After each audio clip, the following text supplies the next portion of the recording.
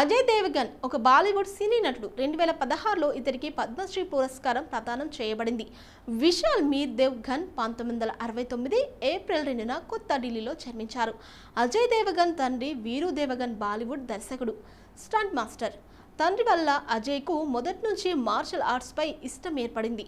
Full ఔర్ కాంటే చిత్రంతో ఆయన వెండితెరకు పరిచయమయ్యాడు. తొలి చిత్రంలోనే నటనతో మెప్పించి ఫిలింఫేర్ పురస్కారం కూడా అందుకున్నాడు. రెండో చిత్రం జిగర్లో తన మార్షల్ ఆర్ట్స్ ప్రావీణ్యం చూపించి యాక్షన్ హీరోగా పేరు తెచ్చుకున్నాడు. జఖ్ము చిత్రంలో మత విద్వేషాల మధ్య నలిగిపోయిన యువకుడిగా అద్భుత నటన ప్రదర్శించి జాతీయ పురస్కారం సాధించాడు. హమ్ దిల్ తే చుకే సనమ్ అజయ్ కెరీర్ను మలుపు తిప్పింది.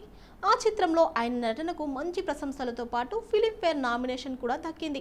ది లెజెండ్ ఆఫ్ భగత్ సింగ్లోనూ భగత్ సింగ్ పాత్రకు ప్రాణం పోసి జాతీయ పురస్కారం కూడా సాధించాడు. దివాంగేలో ప్రతినాయక పాత్రతోనూ ఫిలింఫేర్ పురస్కారం గెలుచుకున్నాడు. బాలీవుడ్లో ప్రముఖ యాక్షన్ హీరోల్లో ఒకరిగా పేరు తెచ్చుకున్న golmaal series, all the best లాంటి వినోద ప్రధాన చిత్రాల్లో కూడా నటించాడు, ఆకట్టుకున్నాడు.